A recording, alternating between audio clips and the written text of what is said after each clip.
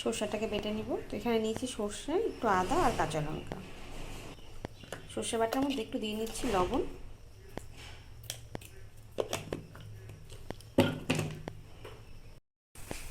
নমস্কার সকলকে, সন্ধ্যা কিচেনে আপনাদের সবাইকে স্বাগত জানাচ্ছি।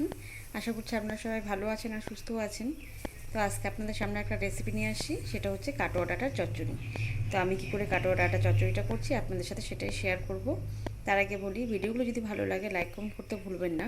আর চ্যানেলটিকে এখনও যারা সাবস্ক্রাইব করেননি, সাবস্ক্রাইব করে আমার পাশে থাকবেন প্লিজ। তো চলুন কী কী লাগছে আমি দেখিয়ে দিচ্ছি। এখানে নিয়েছি কাটোয়া ডাঁটা, আলু আর পটল লম্বা লম্বা করে কেটে নিয়েছি। আর এটা কিন্তু কাটোয়া ডাঁটার যে গোড়াটা হয় সেই গোড়াটা, এটা খেতে কিন্তু দারুণ টেস্ট হয়। তেলটা গরম হয়ে গেছে, দিয়ে দিচ্ছি একটা শুকনো লঙ্কা আর 5 ফোড়ন।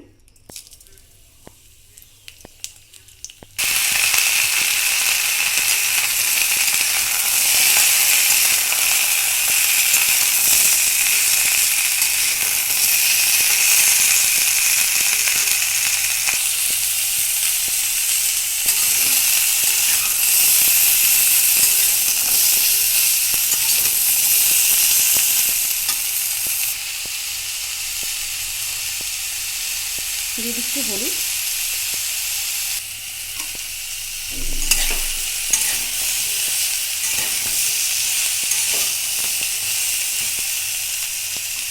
ভালো করে ভাজা হয়ে গেছে, বা দিয়ে দিচ্ছি জল।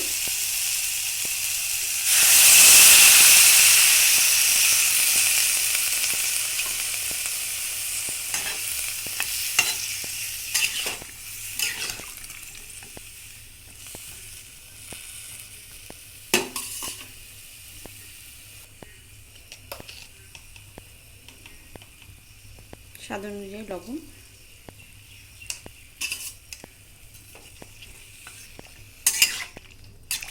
এবার আঁচটাকে একটু কমিয়ে রেখে ঢেকে রাখবো।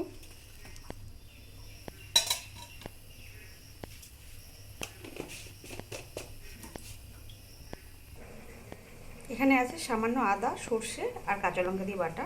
আদাটা কিন্তু একদম কম, সর্ষেটার পরিমাণটাই বেশি আছে এখানে। ঢাকাটা উঠিয়ে নিয়েছি, এবার দিয়ে দিচ্ছি মশলাটা।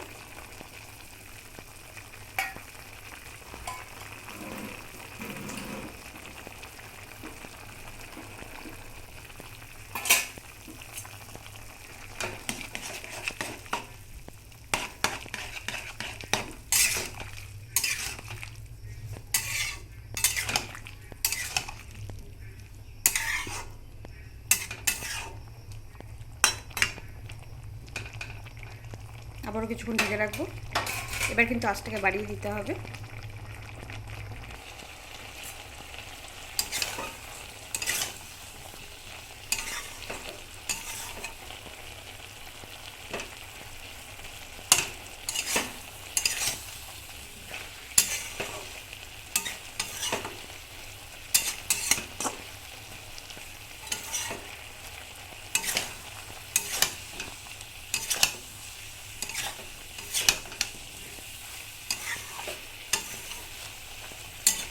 তো ডাঁটার চচ্চড়িটা আমার হয়ে গেছে, এবার নামিয়ে নিব। ভিডিওটি যদি ভালো লাগে লাইক কমেন্ট করতে কিন্তু ভুলবেন না। এই যে নামিয়ে নিয়েছি। ভিডিওটি দেখার জন্য ধন্যবাদ সকলকে।